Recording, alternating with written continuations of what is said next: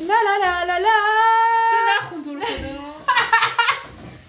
لا لا درش بیار اسفنج دی دی دی دی دی دی دی لا لا مثلا میگم که داخل اینه اگه می‌خوای لا لا لا لا لا لا لا اینجوری ندیختم. خیارشا رو هم بیست کنم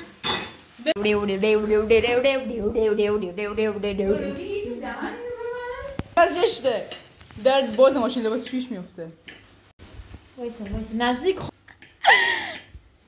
خانم مهندس بله راز جانم موفقیتتون چیه؟ حمالی در مراسمات زیاد از جمله هفته تشییع جنازه چه دومه سیم عروسی ختم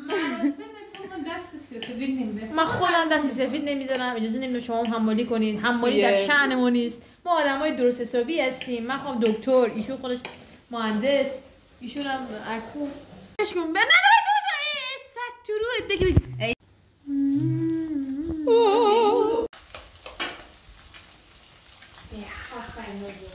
با جلوه های ویژه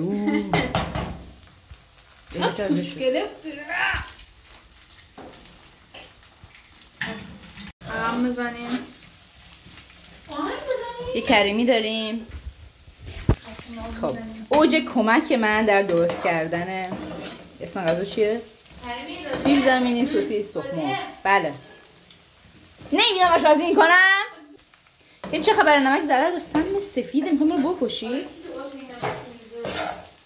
تو از کجا میدونی؟ بس دیگه پاپ خاموشش کن به همش بزن خاموش کن زیاد نپزه بعد مدرست کی بود عزیزم؟ تو همین بخور مشتاق بیارم چقدر؟ نه دخترم میخوام کی خوام بشوره شما باید بشورین رو بقیه شو زرت مثل قرازیه خسکی ای ترخون واو ساشه واو کوسر خیارشور